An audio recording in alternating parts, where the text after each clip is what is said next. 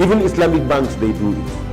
But the difference between conventional banks and Islamic banks is that Islamic banks, they do it as a penalty. And when they charge you as the penalty, they don't take it as part of their income. Neither does it go to any of their staff or their shareholders or their Sharia scholars. It goes to charity, because it is essentially as a penalty against deliberate deliberate delay in repayment. But otherwise, if it is stipulated, the delayed payment charges as a charge against the opportunity cost of you paying back the money at the time when I was supposed to use it, then that is regarded as interest. Rahim, alhamdulillah, wa salatu wassalamu ala rasulillah wa ala alihi wa sahbihi wa man wala. Assalamu alaikum wa rahmatullahi wa barakatuh, and a very good morning to all of you. Welcome to this training on the fundamentals of Islamic banking and finance. And I'm happy to see these faces, that it's only your interest that has motivated you to come and participate. As Malam Salisu said, this is normally like a 5-day training, but we are compressing it into a few hours of training. And the fundamentals that I'm supposed to take you through is supposed to be at least a whole day, but we are compressing it into like 2 hours. So I'll try to take you through to understand the concept, to understand this new proposition, and what you need to know about it as either as potential stakeholders to the new value proposition, or even either as customers or promoters even, or experts in future, possibly, inshallah. So I hope within these 2 hours we'll be able to have this understanding. So in introducing Islamic finance, as you know, finance is something which is as old as human life itself, because it's a social activity. So long as people come together, they have to have financial dealings. They have to deal in their the satisfaction of their wants, the rules of exchange, the medium of exchange, the storage of value, all these things that are necessary for community life. They are a necessary aspect of finance. So when we talk about Islamic finance, it is also another way, it is also a way of engaging in financial activities, but in accordance to the adherence to the divine law of Islam, which is Sharia. Sharia is the divine law of Islam. It is called Sharia, not a law. The Arabic word for a law is qanun, a code. But it was not chosen to be the word that was chosen for Sharia, for Islamic law.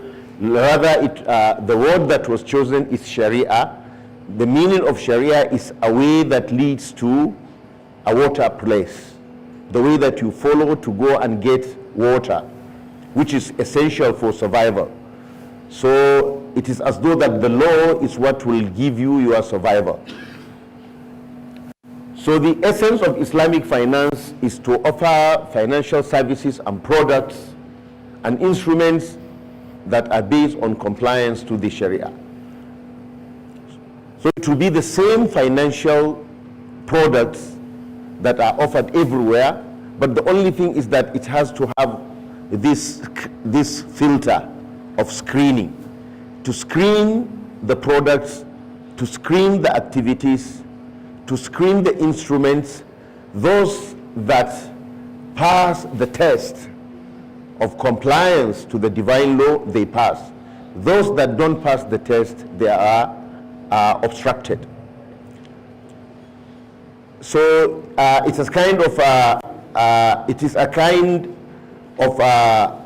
with regards to conventional forms of finance, it is like a kind of a negative filter. It filters those products and activities of conventional finance to restrict some.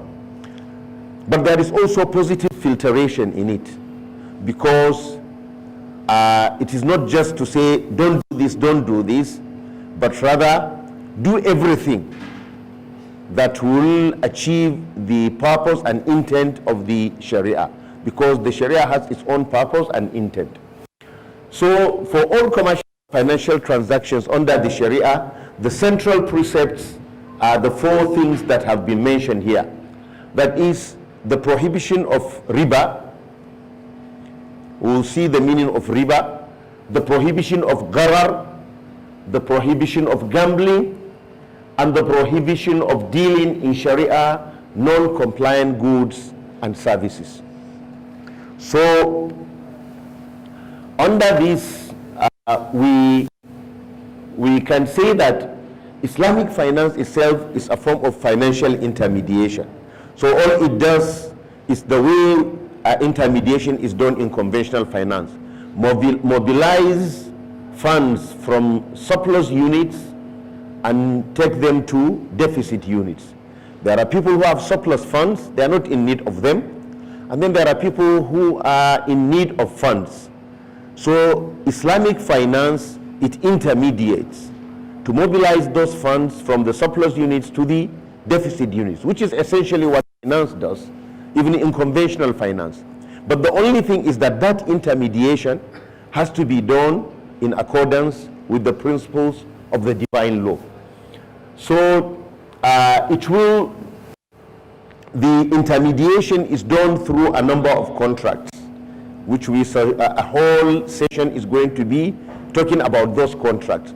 All the contracts that you are going to study, which are being done also, which are being offered by Islamic financial institutions, they are essentially doing that intermediation, moving funds from the surplus units to the deficit units.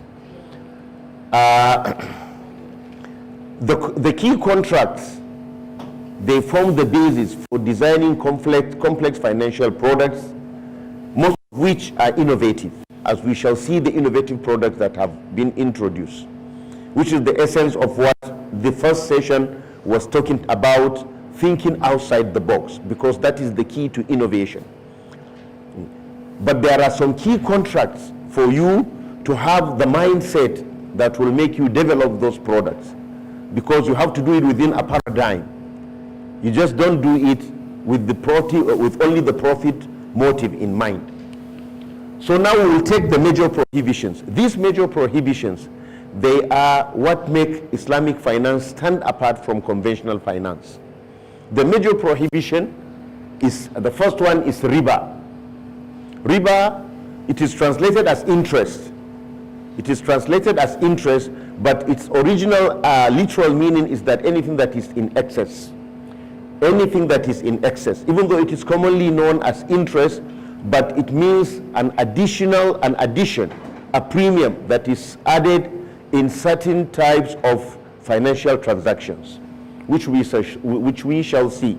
But technically it means that increase which is taken as a premium from the debtor upfront when he is taking a debt, or on account of delay of payment when he's already indebted and he defaults and he is in need of an extension, so he is charged a premium, or an increase on account of exchange of certain goods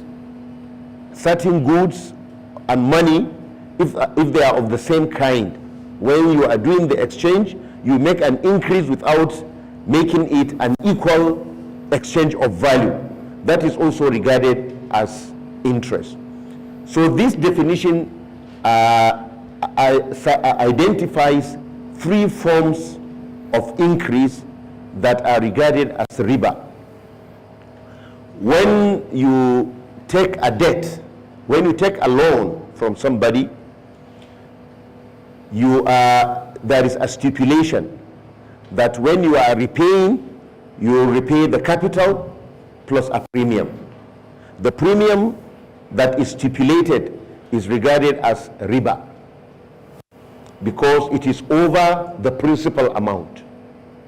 Or when you have taken a loan that you are supposed to settle it after 1 month and there is delay, you want the date, you want an extension for another month, and in lieu of the extension, a premium is stipulated on you. That premium is also regarded as interest, as riba. Or the third type is when you are making an exchange transaction. So see, you can see that the first two, they are dealing with contracts of debt. Upfront, you take a loan and a premium is stipulated on you during repayment. Or you are already indebted, there was no premium, you are supposed to, you took a loan of 1 million, you are repaying 1 million, but because there was delay, a premium is charged on you. So these are for debt transactions. The third type is for exchange transactions. When you are exchanging certain goods, they are supposed to be at par, and you are not supposed to charge any premium in the exchange of certain goods. We shall see the details of how that is done. Now this is regarded as a sinful act. The charging of that premium, that increase, is regarded as unacceptable. The reason for this is verses of the Quran, which is the basis of deriving the Islamic law of Islam. The first instruction in the Quran says, "O you who believe, fear Allah and leave what remains of riba, if indeed you are believers. And if you desist not, then take notice of a woe from Allah and His Messenger. But if you repent, you shall have your capital sums. Neither are you unjust, nor are you dealt with unjustly." So this verse says that riba is an increase that is over the capital sum, because it says if you repent, you shall have your capital sum. So any increase over the capital that you have given in a loan is regarded as that riba. And it also mentions the punishment, that if you do not desist, then take notice of a woe from Allah and His Messenger. That is, it is as though those who are engaged in the practice of charging and taking riba, interest, they are engaged in a war with Allah and His Messenger. And it also specifies the raison d'etre, that is the reason, the philosophy, what they call the illah, the lexis, the reason behind the prohibition, which is unjust dealing. Because he says, neither are you unjust, nor are you dealt with unjustly. Neither are you unjust by charging an extra amount, nor are you dealt with unjustly, nor do you accept yourself to be placed in a situation of being dealt with unjustly by you making payment for something in lieu of nothing. It also says, "O you who believe, do not take riba, an increase that is multiplied several times, and fear Allah so that you may prosper." Here it describes riba as an increase that is multiplied several times. And this is a reference to anyone who knows banking and anyone who has read accounting, even elementary accounting. He knows the meaning of the way compound interest operates. Compound interest multiplies the interest amount several times. And normally here I cite the widely quoted statement of former President Obasanjo when talking about the international creditors and their relationship with Nigeria. He said all that we took from the international creditors was about $2 billion. And we have already paid $16 billion.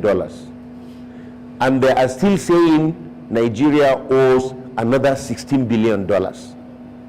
If you are to ask me what is the worst evil on earth, I will tell you it is compound interest. You see, $2 billion, it has translated into this huge amount, which is what the Quran is saying. An increase that is multiplied several times.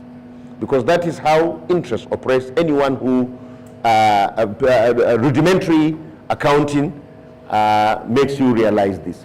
Another thing is, another quotation is from the Prophet sallallahu alaihi wasallam, which is that he has cursed the one who takes riba, the one who gives it, the one who writes it, and the one who and the witnesses, those who act as witnesses to the transaction.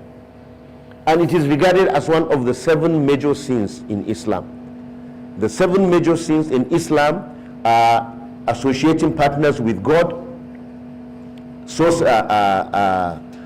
magic, sorcery, murder, taking the wealth of orphans, consuming riba, taking interest, and running away from the battlefield, and slandering innocent women and accusing them of fornication. So it is mentioned as one of the 7 major sins. This prohibition regarding riba is not restricted to Islam only. It is something that is common in the Judeo-Christian Islamic tradition.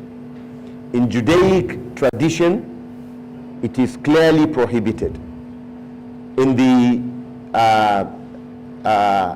Christian tradition, especially the Catholic tradition, it is clearly prohibited. These are some quotations which I was able to get from the Torah and from the Jewish tradition. In Exodus it says, when you lend money to any of my people, to the poor among you, you shall not be to him as a creditor, nor shall you impose upon him any interest. In Deuteronomy, do not charge your brother interest, whether on money or food or anything else that may earn interest. In Leviticus, take no interest, no usury or interest from him, but fear your God, that your brother may live with you. You shall not lend him your money for usury, nor lend him your food at a profit.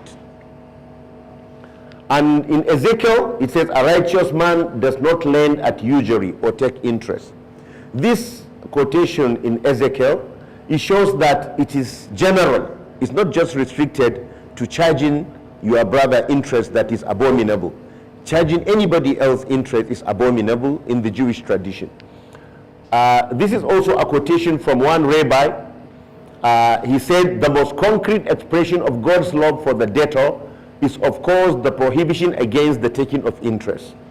By rabbinical interpretation, not only is the lender prohibited from charging interest, the borrower is prohibited from offering to pay interest. The Torah rejects the entire notion of a loan as a transaction that brings benefit to the lender. According to the halakha, the rabbinical law, a person who either lends or voluntarily borrows with interest is disqualified from being a witness in court. This is just like the Islamic tradition, which says that a loan is regarded as a transaction that does not bring any benefit to the lender, because a loan is supposed to be a philanthropic act. It's not an act that you get a profit from it. In the Islamic tradition, it is said that the Prophet ﷺ saw written on the gates of heaven that an act of charity is multiplied 10 times, but the act of giving a loan is multiplied 18 times for the creditor. So he asked the angel, how come an act of charity is multiplied 10 times, but an act of giving a loan is multiplied 18 times? He said, because when you give a charity to someone, you can give it to someone who is in need and someone who is not in need. But for the debtor who comes looking for a credit, he will only ask for it when he is in dire need. So that is why when you give somebody a loan, you are not only you are doing an act of charity to him, and even more, because you are relieving him of his distress. He is a distressful person. That is why he came to ask for that loan. And in the Roman Catholic tradition, we have this quotation from Luke in the New Testament: "But love your enemies, do good and lend, hoping for nothing in return, and your reward will be great, and you will be sons of the Most High." You see, he says, hoping for nothing in return. And one of the Catholic philosophers, St. Thomas Aquinas, he said to take usury for money lent is unjust in itself, because this is to sell what does not exist. And this evidently leads to inequality, which is contrary to justice. This, he even tells you a rationale for the prohibition of interest. Because money, when at the time, the opportunity cost that is the basis for charging interest is something that is non-existent. Because they say if you have 1 million and you part with it as a loan to somebody, he is depriving you of making use of that 1 million to get money, to get a profit. There is an opportunity for you to make something out of it. So he should pay you a charge for losing that opportunity, the opportunity cost. St. Thomas Aquinas is saying that this is you are charging something for nothing, because this opportunity cost is illusory, because money does not increase by itself. There has to be an intervention. If you keep money, if you keep that 1 million in your account and you don't touch it, it is not going to develop. So there is no opportunity cost. And if you engage in developing it, you may lose or you may win.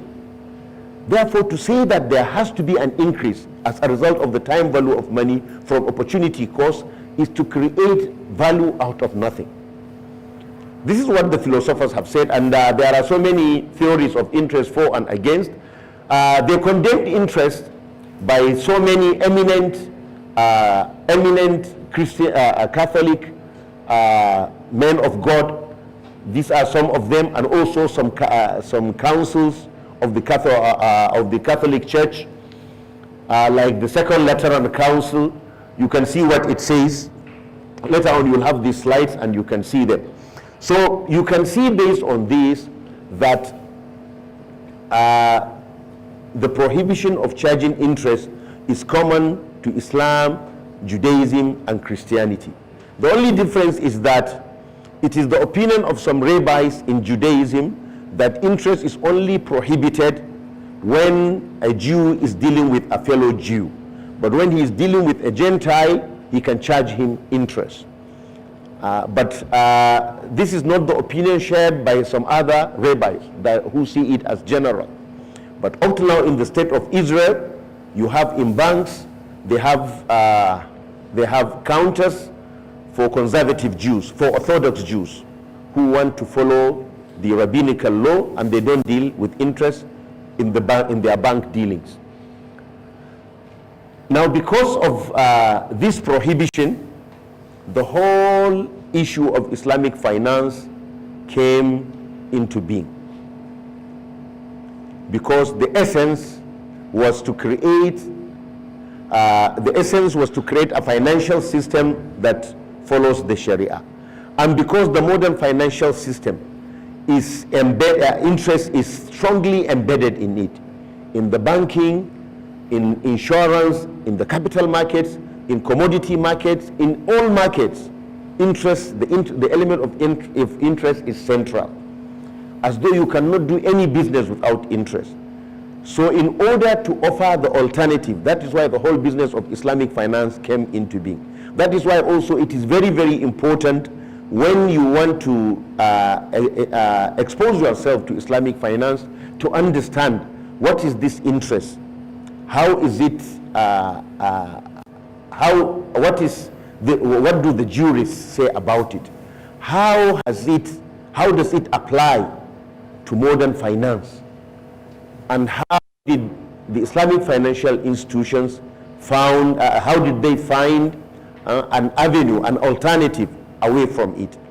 If it is true that it is so embedded in the financial system, how come that they were able to release themselves from its shackles? And this is one of the central things that we intend to do. But first, let us understand what interest means. This is from the definition that I said, that interest is categorized into two main classes. The first one is interest in debt transactions. And as I mentioned in the definition, is of two types.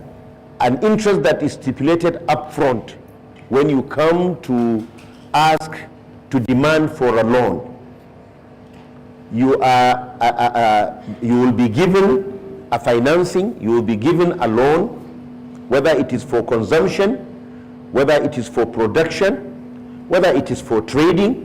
You will be given a loan at a stipulated interest, at an interest of X% per annum normally, and then you will also mention the tenor, and you will be given the schedule of payment, and you will know how much you are going to repay, how much is the principal and how much is the interest payment.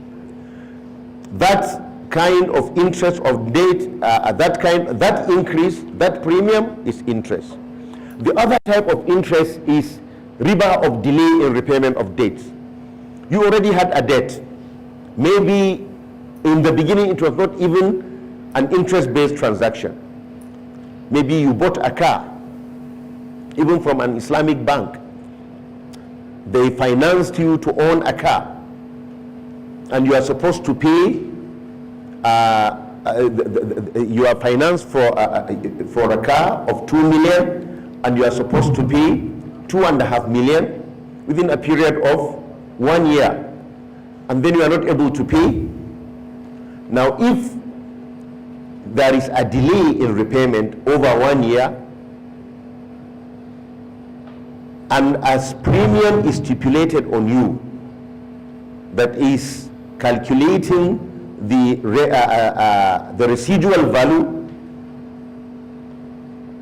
with a percentage that is as premium, that premium that is stipulated on you for repayment is regarded also as riba, even if the initial transaction was not based on interest.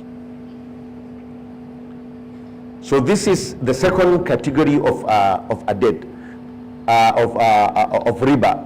The second category of riba. The third is riba of exchange. This riba of exchange is in the exchange of certain goods. There are certain goods that are regarded as that are called goods that are subject of riba, ribawi items. These goods, they are normally the goods that are the medium of exchange, like money, like staple foods. Because in a community that is engaged in trade by barter, usually staple foods are the medium of exchange. People exchange wheat for dates, they exchange wheat for rice. So this type of staple foods that are normally the medium of exchange, they are supposed to be exchanged at par. If you want to exchange a measure of rice, it should be with a measure of rice. If you are going to exchange gold for gold, it has to be at par. 1 gram of gold for 1 gram of gold. Whether the gold is raw or it is processed, it has to be at par. Currency, because they are also store of value and they are mediums of exchange, they are also exchanged at par. So you change 1 naira for 1 naira. But when the species are different, then you can exchange them. You can exchange them the way you like. They don't have to be at par. This is one condition. The second condition is that they have to be exchanged on the spot. There shouldn't be any delay in taking possession. That is, when you exchange gold for gold, it has to be on the spot. When you exchange currency for currency, it has to be on the spot. You can't engage in futures for currency. You can't engage in forward sales for gold or for currency. It has to be on the spot. This is all to prevent this riba. When there is delay or when there is increase in the exchange, then riba sets in. These are the basic rules. These are the basic rules of riba that must be avoided by all Islamic financial transactions. So these are the riba items that I was talking about. They are in two categories. The mediums of exchange, gold and silver, and currency. And the foodstuff, there are staple foods that are capable of being stored. For gold and silver, the exchange has to be at par, as I mentioned. Also for currency. But when they are different, like you want to buy currency, gold with currency, there is no restriction on you. You can sell 1 gram of gold for 18,000, and you can get another trader who is ready to pay you 20,000. That is permissible. The only rule for this is that it has to be spot. It has to be spot. The same with exchange of currency of different units or of different of different species, like dollar for naira.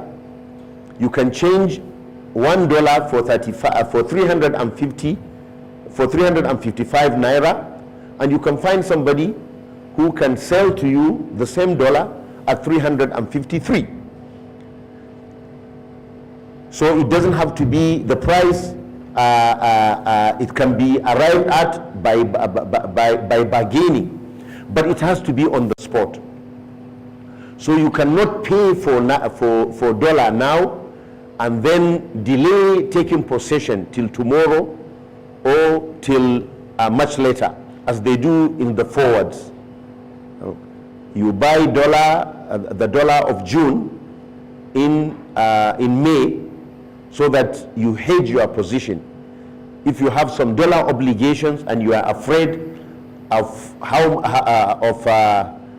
you are afraid that the price of dollar may rise up, you lock your position by buying the dollar now, but you will take delivery after 1 month. That is not permissible. That is not permissible in Islamic finance. It has to be spot. For staple foods, also, they cannot be exchanged with one another, except for the same type. They have to be at par, like rice for rice, like wheat for wheat.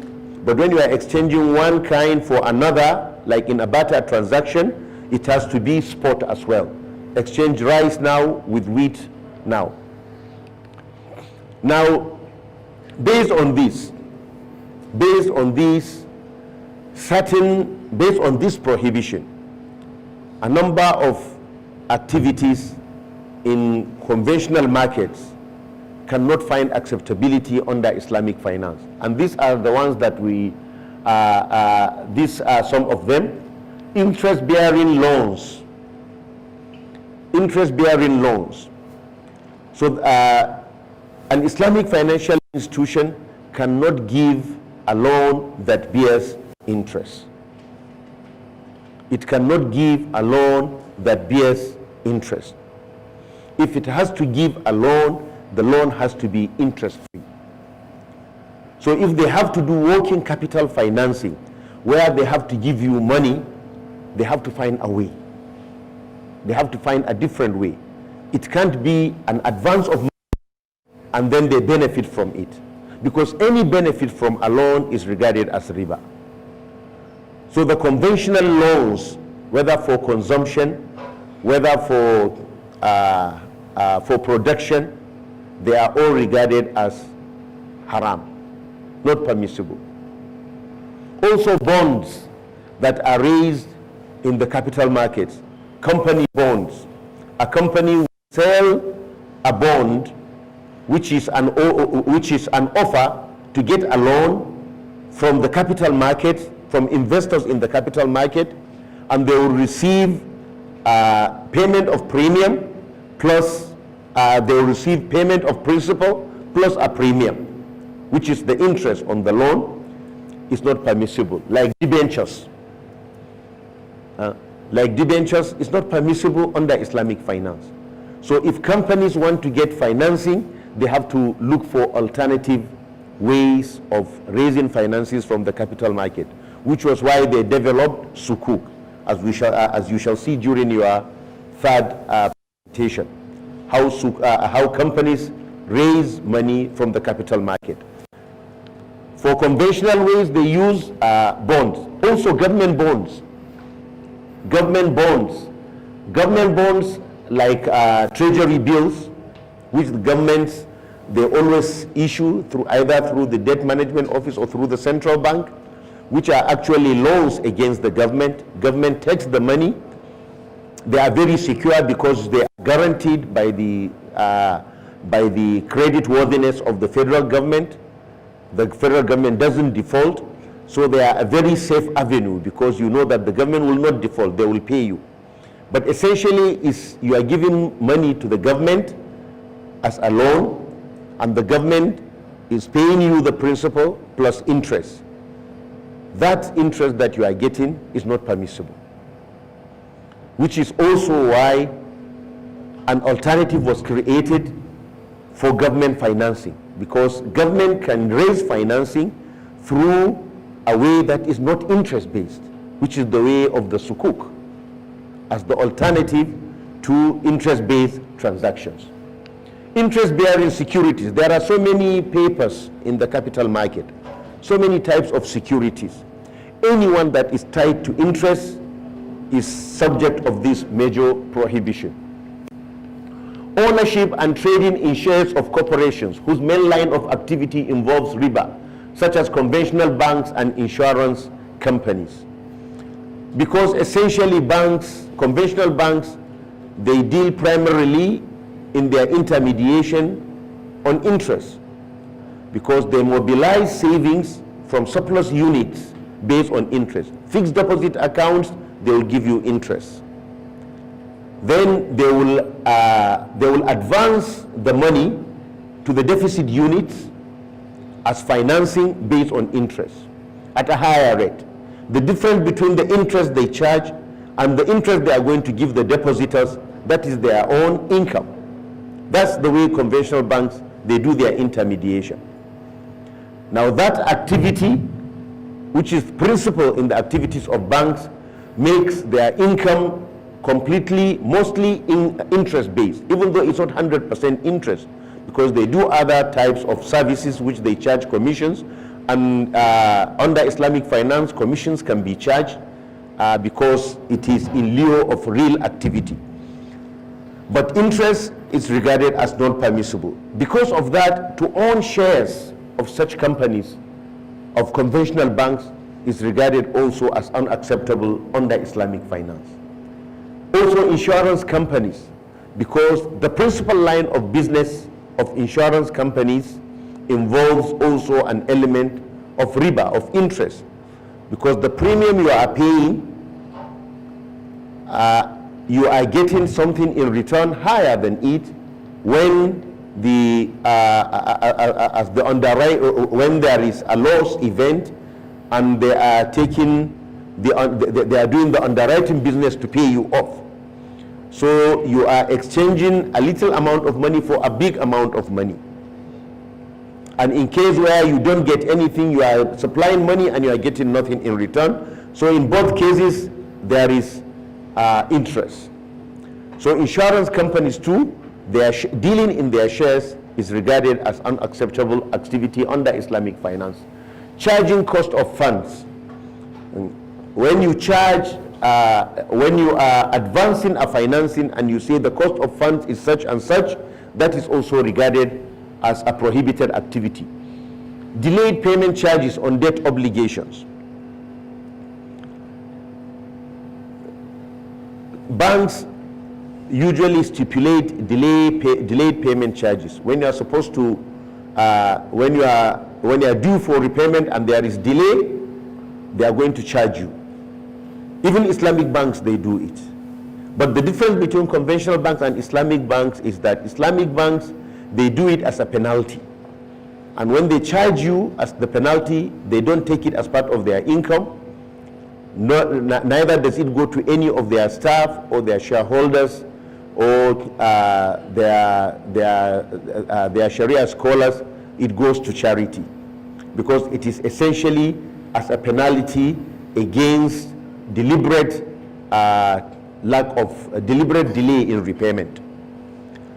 But otherwise, if it is stipulated, the delayed payment charges as a charge against the opportunity cost of you paying back the money at the time when I was supposed to use it, then that is regarded as interest. So delayed payment charges is unacceptable. Rent on money, which is essentially like the charging the cost of funds. Overdrafts where you are asked also to pay, and guarantees, bank guarantees when they are not funded. Charging on bank guarantees that are not funded is also an interest-based transaction. Financing against bills or receivables. How do they finance against bills or receivables, and how does interest enter into it? If somebody is expecting payment from NMPC, he's expecting payment of 10 million from NMPC. NMPC doesn't default, and we know that NMPC, they have money.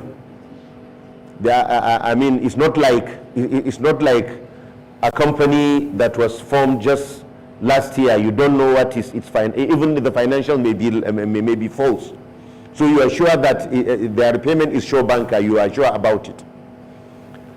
With that bill of repayment of 10 million, which is going to mature maybe in June, and you are in need of money, you can approach somebody who has money and say, this is a bill of 10 million that I have.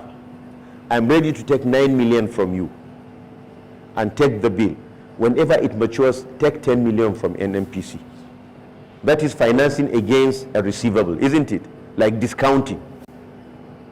Now that is an interest-based transaction, because it is, oh, you took 9 million in order to repay 10 million. You took 9 million in order to repay 10 million. So that is an interest-based transaction as well. And Islamic finance doesn't engage in that discounting of commercial papers. Also, sale of debt or debt instruments, which is also like this discounting. You have a debt on somebody, and then you transfer the debt on another person at a discount, not at par. You can sell your debt, but at par. If you have a debt of 1 million, somebody owes you 1 million, you can transfer the debt to another person at par. The same 1 million, transfer it at par. But if you transfer it at a discount, it becomes an interest-based transaction. Futures and forwards trading of currency and foodstuff. You know, in Forex, there is nothing wrong in engaging in Forex trading. There is nothing wrong in engaging in Forex trading. The only thing is you have to observe 2 rules when engaged in Forex trading.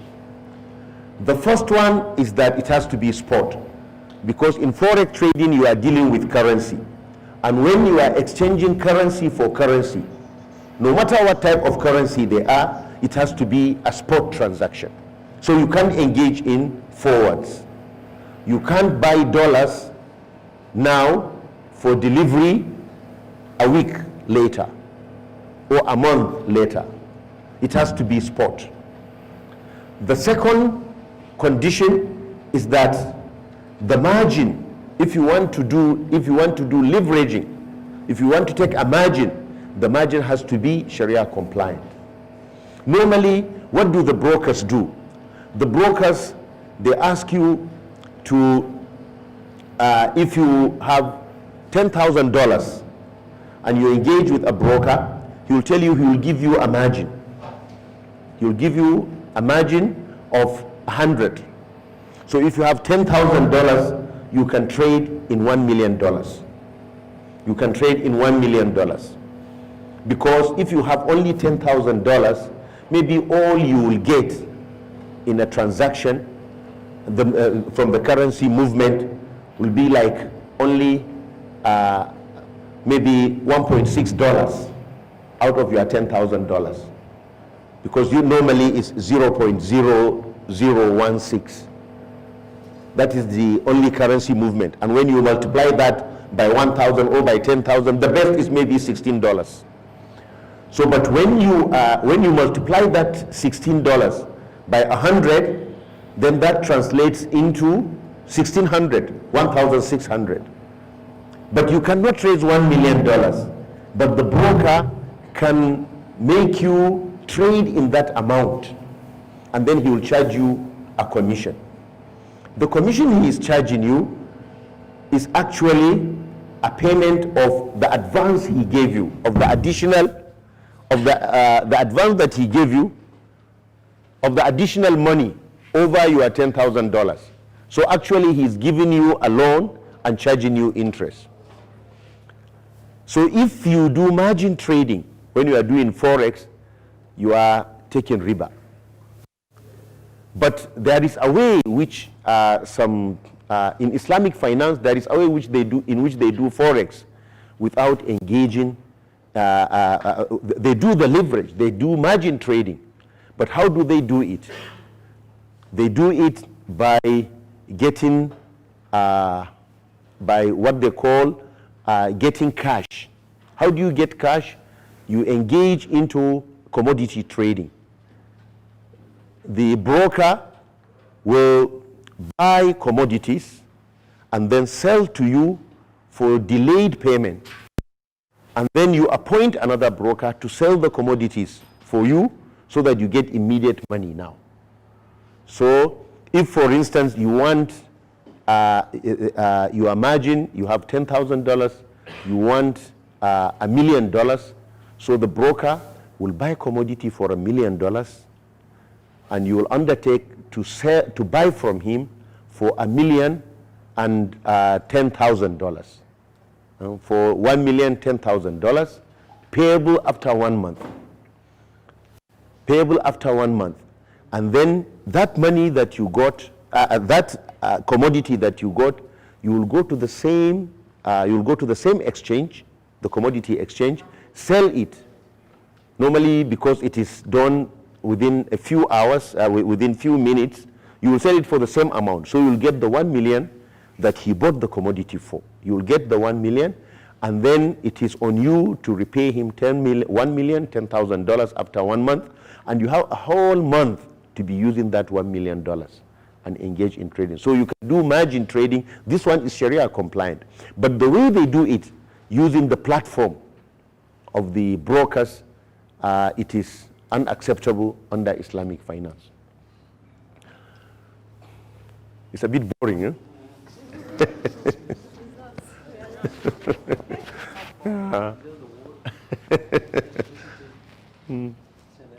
So, yes. Can you explain on the guarantee? Yeah, exactly. The question of guarantee. You see, a guarantee is regarded also as an interest-based transaction, because when a guarantee is not funded, what it translates into is that in case of default of the guaranteed party, the guarantor is going to pay. The guarantor is going to pay, and he will charge the party, the guaranteed party, to repay him.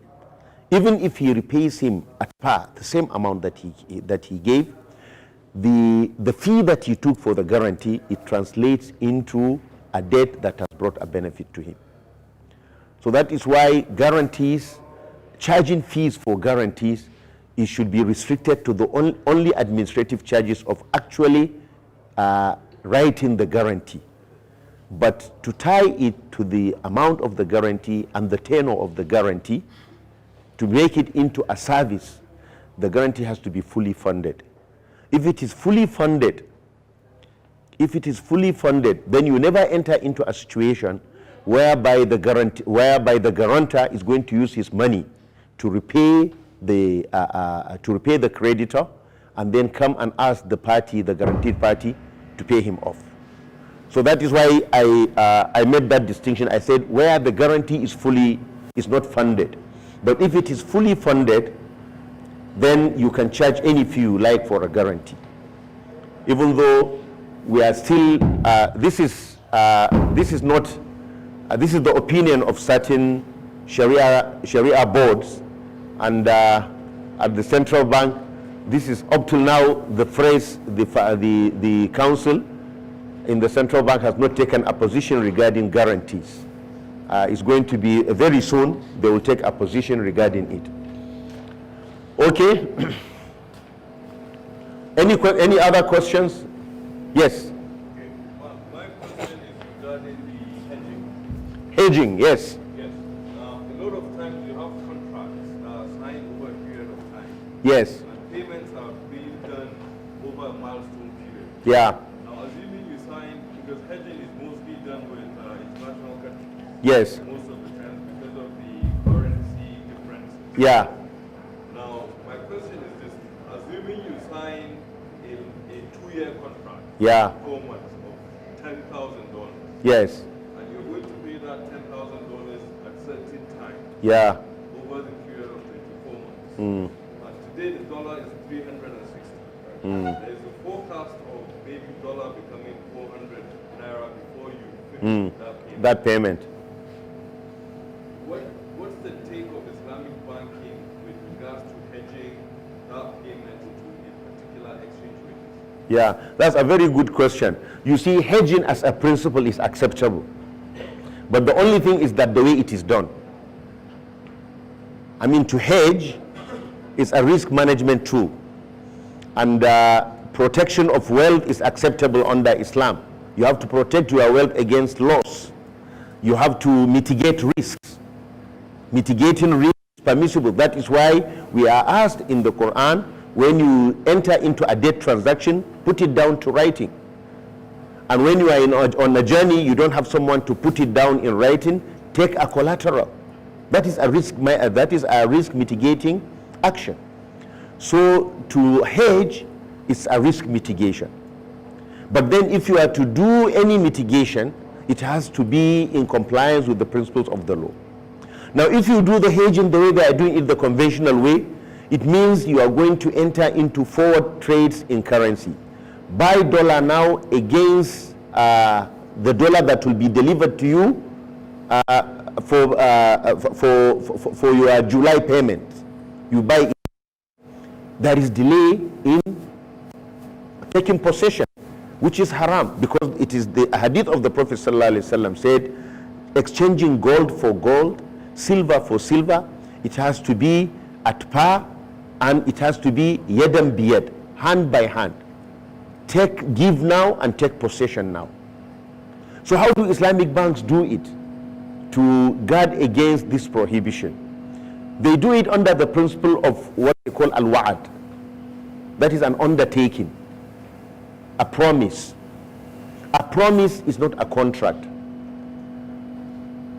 Usually, if for instance, I enter into a transaction and I'm supposed to make payment of $10,000.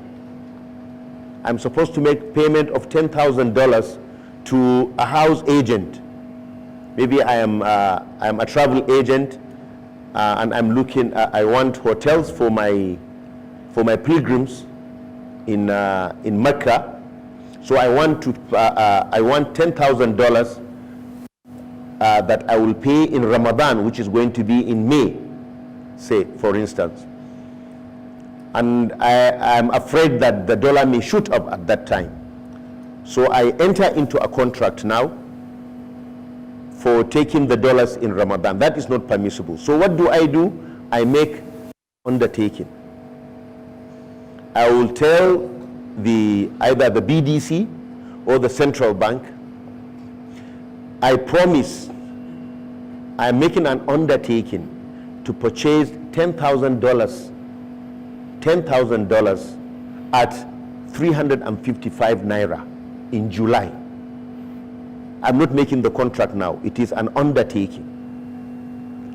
Then when July comes, I will exercise that undertaking. Normally, the central bank itself, it can say, okay, I will also undertake to sell to you in July. But because they are two separate undertakings, they are not a contract. Each one is making the undertaking unilaterally. Unilateral undertakings. So come July, I will exercise that undertaking, just like you exercise an option. I will exercise that undertaking, and there is no fee for that. I don't pay anything for making the undertaking. It's not like an option. In an option, you have to pay a fee. Even whether you exercise it or not, you have to pay a fee. But for an undertaking, you don't pay any fee. So come July, you exercise that, you give the value of 350,000, and then that is when you enter into the currency exchange. But you have hedged your position by virtue of that unilateral undertaking.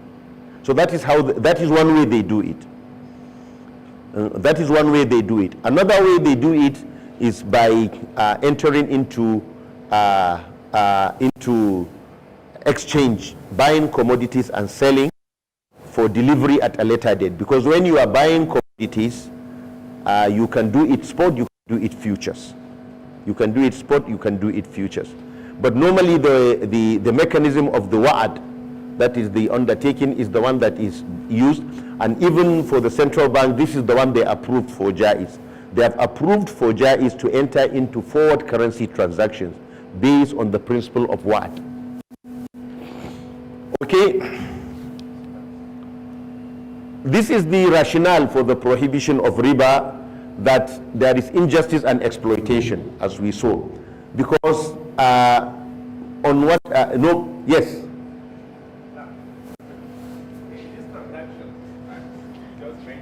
Yes. Where you have a promise that, thank you, sorry. In this transaction where there is this promise, yes, undertaken. Now, if the value determined, like say the dollar, yeah, at 350. Yes. Now, I mean, what happens when at the date, maturity date, the dollar is like 355? When at maturity date, the dollar, the price has moved. Yeah. You have your undertaking. You have hedged your position. You are going to use the same price that you did the undertaking. And you see in fiqh, fulfilling a promise is obligatory, especially if it has some financial implication. If there is financial implication, it's obligatory and it is enforceable. And this is one way, this is one area where Islamic law, especially of the Maliki fiqh, which is the one we are operating here, where it comes in consonance with English common law. In English common law too, promises are enforceable. You can enforce it by court. So you can go to the court by virtue of that exercise of unilateral undertaking, and the counterparty will be compelled to sell to you at that price which you had already mentioned in the purchase undertaking. Yes. Thank you very much. On the issue of forwards and futures. Yes. You know, for futures, they have what they call mark to market on a daily basis. Yeah. Which takes out the inefficiency in the market. What's because of that particular, so it's as if you are writing the future every single day. So is that still prohibited? All kinds of futures are not acceptable. mark to market, mark to whatever, they are all not acceptable, because that is in the currency markets. But in the commodity markets, if you are buying with currency, then that is acceptable. Futures are acceptable in the commodity markets, but in the currency markets it's not acceptable. So the rationale is that in riba there is injustice and there is exploitation, and as we saw in the statement of Obasanjo, it is exploitative, and that is why you will always have that is why in history, whenever there used to be calamity in the medieval ages in Europe, the first place they are going to attack is the place of the money lenders, the bankers, the money lenders. They usually used to attack them because they were exploitative. And even in of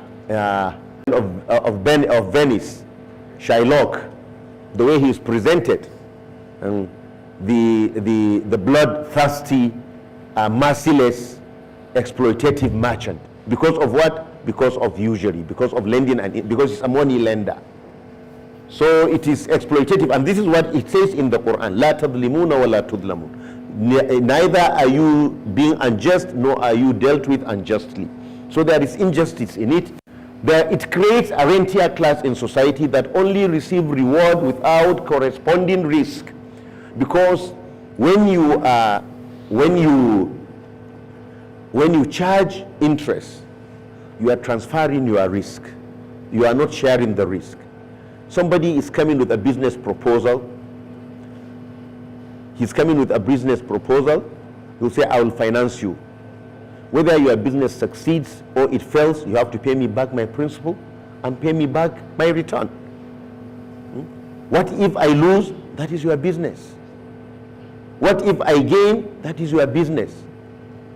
But you are going to gain? Yes, of course, that is what I am doing. So you transfer your risk. You take the risk off your shoulders and put it 100% on the debtor. So you will be there with your money, never suffering a loss. The only risk you are taking is the credit risk that he may not pay. And even that you mitigate it by taking a collateral, even multiple collaterals. You will take multiple collaterals. That is why you see so many properties, they have been sold off by banks to recover their money, because they will not accept whenever you have banks writing off bad loans, make sure that they were loans which they gave to themselves. When they give the loans to their directors and to their top management, those are the bad loans. But the loans that are on ordinary people, they will always be recovered.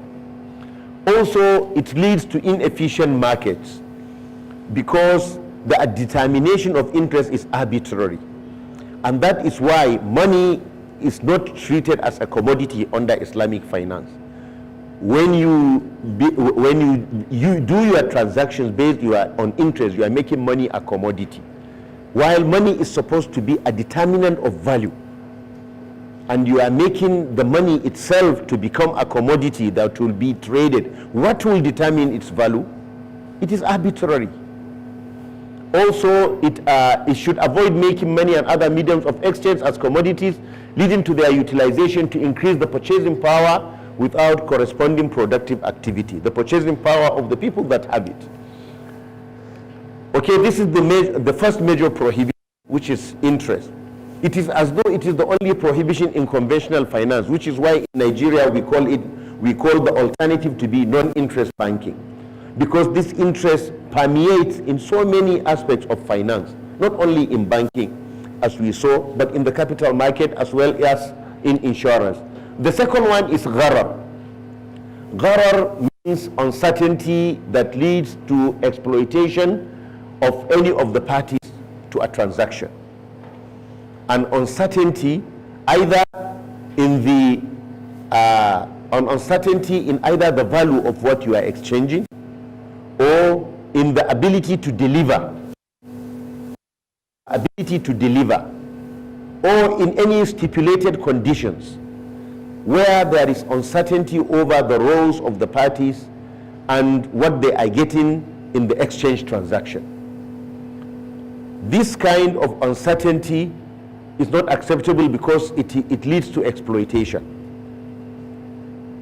Because if you are exchanging something which you are not able, which you don't know its actual value, then you are exploiting the counterparty.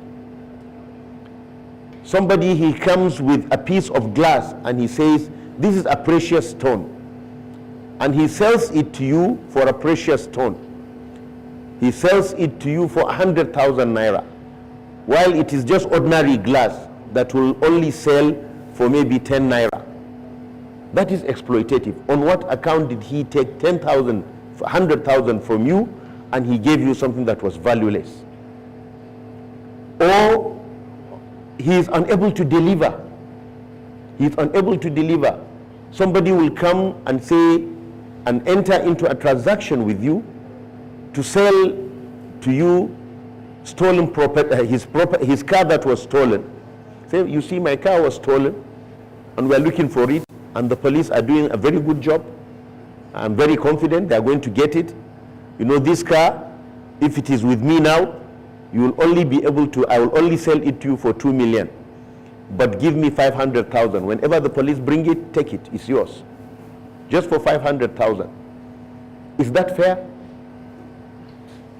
Because if they don't get the car, you have taken 500,000 naira for nothing. And you have paid 500,000 naira for nothing.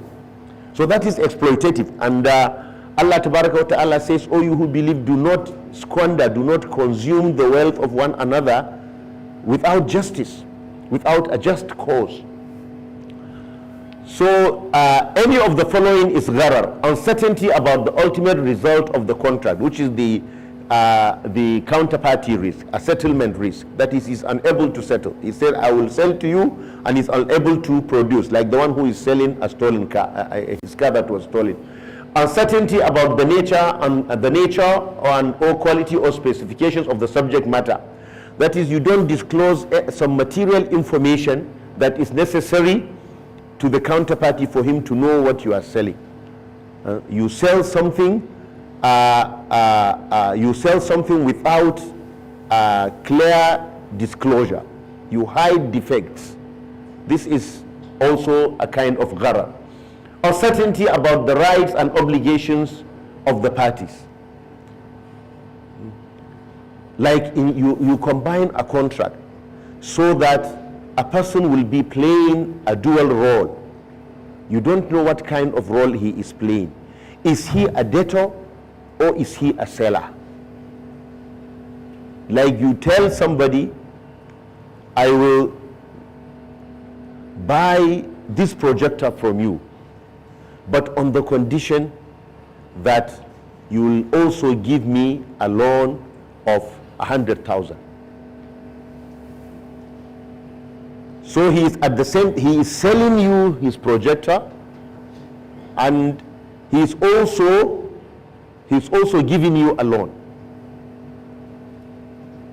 So he is parting with his projector, and he's also parting with his money.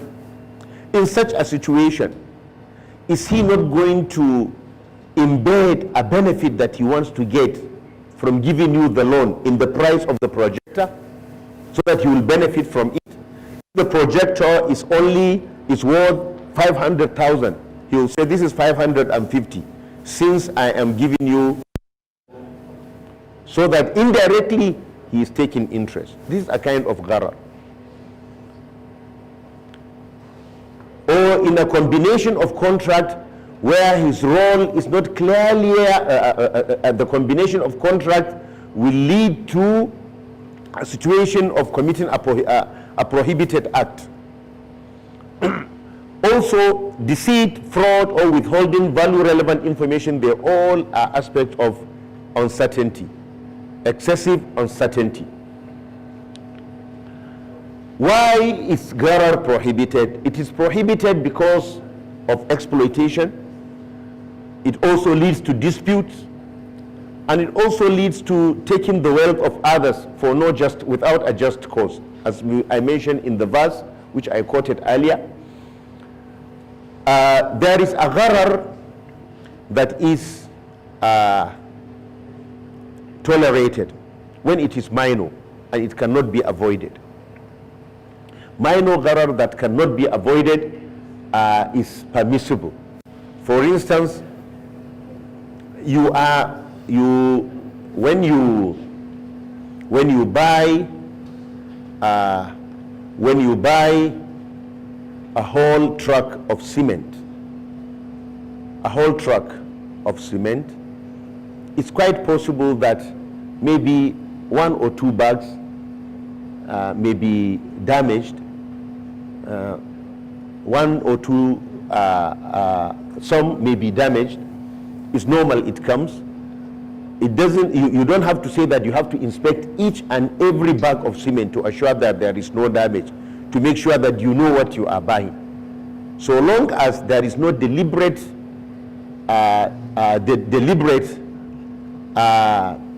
lack of disclosure of defect, then that is tolerable. Also, this kind of uncertainty, lack of certainty, is also tolerated in non-exchange transactions, like in transactions of that are voluntary in nature, like acts of philanthropy. For instance, if I say to you, I will sell my car that was stolen to you for 500,000, that is not acceptable. But if I were to tell you, my car that was stolen, I'm giving it to you as a gift, would that not be acceptable? Would that be acceptable or not? If I say to you, my car that was stolen last month, and the police are working actively to get it, I've given it to you as a gift. Will you accept or not? Will you accept the gift or not? Will you say this is gharar, this is haram? I will not accept the gift. Because you don't lose anything when you don't get the car. And when you get it, it is to your benefit. So it is a contract that is quite acceptable because there is no exploitation in it. And there is no dispute. When the car is not, when the police fail to find the car, will you come back to me and say, I didn't get the car, give me another one? Do you have any right to come to me and say that I should give you another one? You see? So that is why, so this kind of gharar is tolerated, is acceptable in transactions of gifts, in transactions of charity, in transactions of philanthropy. It is not acceptable, its lack of acceptability is only in exchange transactions.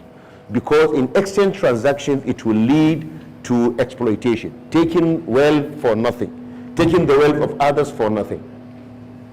Where is it prevalent? Gharar is prevalent in insurance. Insurance is based on gharar. That is why it is the whole thing about actuarial science is on probability, isn't it? Yes. It's all based on probability. Insurance is based on probability. They are going to make their calculations. They have a record of fires that have been happening. Based on that, they see what is the frequency of fires in certain situations, and then they charge premiums. You keep paying premium. They know from their calculations, the most probable thing that will happen is that we are going to make such and such amount of money from the business. Proprietary insurance. By insurance, I mean proprietary insurance, not mutual insurance. You know, there are the mutuals. The mutual insurance, which is now gaining ground in, especially in Germany, the UK, and Japan. In mutuals, they are not engaging. They are not like insurance companies operating the mutuals. They are like cooperatives. People come together and they share the risks among them, and contributions, and they pay off the person who suffers a loss from the contribution. But what we are talking about, the insurance that we are talking about now, is the proprietary insurance, where a company will say, I will underwrite your losses against fire, against such and such happenings, and so on. So he will be taking money from you, and you will be paying. If nothing happens, that money will not be returned to you. That money belongs to the company. if something happens, even if your money is not enough to cover the loss will be covered from the company. Now that is uncertainty, because you are paying for something which you are not sure you are going to get. And the company is taking money in lieu of something which is not sure that it is going to, in lieu of something which it is not sure that it is going to undertake to make payment for. So there is a clear case of gharar in insurance, which is the main reason why conventional insurance became unacceptable in Islamic finance. And in lieu of that, they introduced two types of insurances. Cooperative insurance, which is working much like the mutuals, and Takaful insurance, which is working like the conventional, because there is a proprietor, but instead of purchasing a premium, you are making a contribution into a pool. You are making a contribution into a pool, and as we saw, gharar is acceptable in making voluntary gift. So what you are paying into the pool is like a voluntary gift. In case somebody suffers from among the contributors, they will take from the pool and pay him off. In case nobody suffers, then the pool belongs to them and they can be given surpluses. That is why in Takaful, surpluses are paid. Like Nur Takaful here in Nigeria, last year in 2018, they made surplus payments to their participants, to the participants who have bought their policies.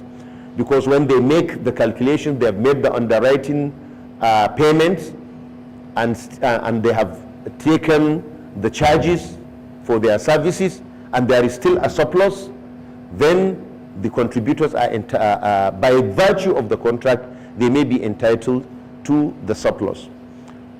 So the main objection to insurance is this gharar. Gharar is the main objection to conventional insurance, because there is uncertainty. Also financial derivatives, such as dealing in options. In options, there is a clear case of gharar. Isn't it? You buy an option, you want to exercise it. The payment that you are making is that when you expect the price to go up, you will exercise your option to buy a stock option, to buy a stock. You are betting. It's like a kind of betting that you are making. So that is dealing in options is based on gharar. Futures and forwards, short selling and speculation in shares, which they do a lot in the capital market, all is a kind of gharar which is not acceptable under Islamic finance. So whenever they are creating products, this prohibition has to be avoided. Another prohibition is gambling. Gambling is betting. That is speculative activities where one party will win at the expense of the other. It is a zero-sum game. You will only win when I lose. I will only win when you lose. This is not acceptable in the Sharia. Why it is prohibited is that it is taking the wealth of people without a just cause, and it is a satanic activity.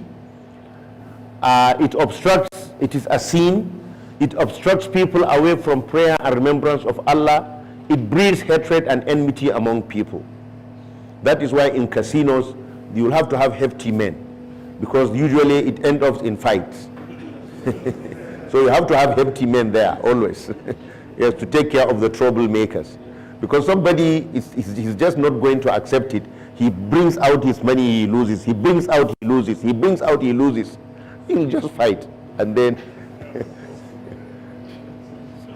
lotteries and prize giving schemes, bonds, investments in casinos and trading in gambling products and in gambling items, they are all prohibited because of this prohibition of gambling. The next one is speculation. Is also a type of gambling. It's a subset of gambling, like the day trading, which they are doing in the capital market. you speculate on the rise in the shares. You go and borrow shares. You go and borrow stock. You sell them, counting on the fact that it is going to there is going to be a positive price movement, and then you don't put your money. You just take the difference and pocket it. Another prohibition is unethical practices. Unethical practices, like, you see, honesty and transparency in dealings is the underlying principle of commercial transactions. And this is common even in conventional finance. They also, honesty and transparency, they are regarded as good market practices. So manipulation, hoarding, artificial price hiking, and concealment of defects, they are all prohibited under Islamic finance. The next one is dealing in haram products and in haram services. You cannot, there are items that you cannot own under Islamic finance. And what you cannot own, you cannot sell, and you cannot get benefit from it. And among these is the production and sale of forbidden items, forbidden commodities, like intoxicants, alcohol, pork, pornography, dealing in prostitution, sorcery, some aspects of the entertainment industry. They are all regarded as activities that are not acceptable, or services that are not acceptable, and Islamic banks cannot engage in them. Islamic finance cannot engage in them. Now this table summarizes the main differences between conventional and Islamic finance. Financing is not interest-based, it is asset-based. It is asset-based. You will get financing, but it will be through an asset-based financing. So you will be financed to get equipment, you will be financed to get whatever you want of consumption, household items, household products. Then how can you be financed then to get working capital? If what you want is working capital, is cash, how will Islamic banks finance you to get working capital? They also have their own way of doing it. One way of doing financing for you to get housing, for working capital financing, is through through partnership. They enter into the business with you as a partner. That is, you already have your water treatment plant, you are producing pure water, but you are in need of working capital to be purchasing raw materials, and you want money. If the working capital that you want is for the purchase of raw materials, the Islamic bank will purchase the raw materials and sell to you. So still it goes back to asset-based financing. But if on the other hand you want to engage in that, you want money to pay your staff, they can enter with you into a partnership, in which case the whole business will be valued. By valuation, you get experts, valuers, and accountants to make a valuation of the actual value of the business. Then they will make an equity contribution. They will make an equity contribution. If the business is valued at 10 million, they'll say, okay, we are going to put 1 million. And then you will agree on the profit sharing ratio between yourselves. The profit sharing ratio may be according to the capital contribution or based on whatever you agree upon. But the loss bearing will be according to your capital contribution. So now the business is 11 million. 1 million from the bank, 10 million, which is the value of the proprietor. They may ask to have a representative to sit with you in the management of the business, to put an eye. If it is a company, they may ask that there should be a representative of the bank in the board, so that the business will be monitored. And then when there is profit, you will divide it among yourselves based on profit sharing ratio. But they rarely do this. They will only do this with real trustworthy customers. So mostly what they do is If you want the working capital for raw materials, they will buy and sell to you. If for salary, then they will do ijara for services contract.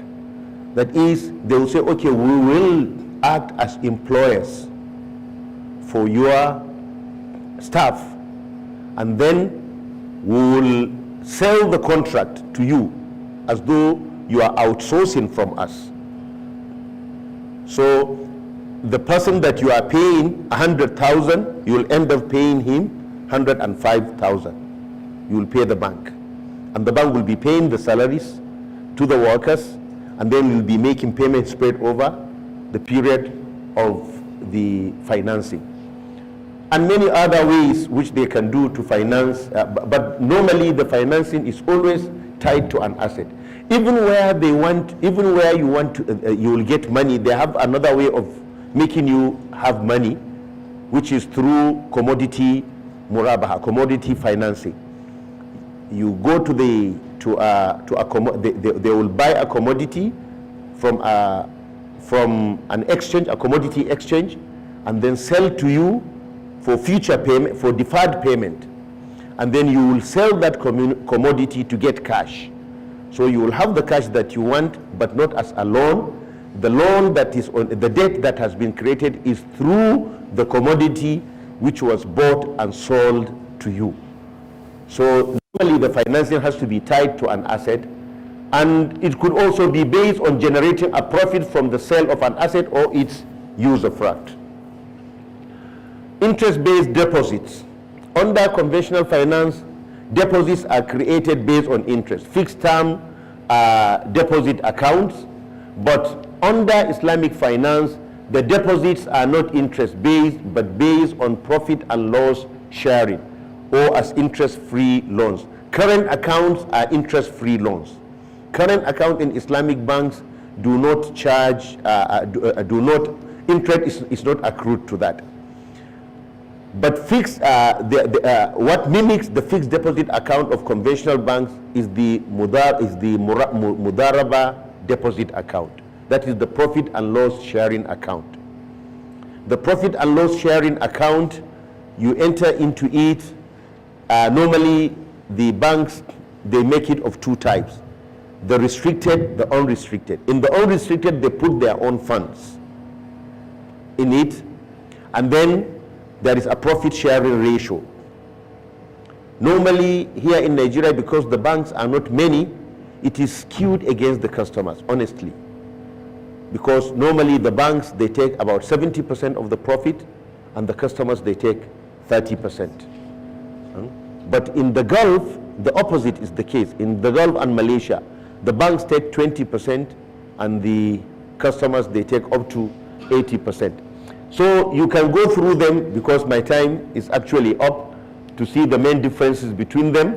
And this one, it will just make, you don't need, there is no need for myself to take you through them. You can see it is the evolution of modern Islamic finance. And here it will tell you the overview of the way the industry is at the present, so that you will understand that it is now no longer a niche, it is now mainstream, based on the way it is offered, the amount of the assets, and the projections of the assets, and the rate at which it is growing. And this is the overview of the way it is by region, and these are its potential impact in the Nigerian economy, and these are the core contracts for you to learn as the basis of how they do their intermediation, and the details you will take during the next lesson, inshallah. Thank you.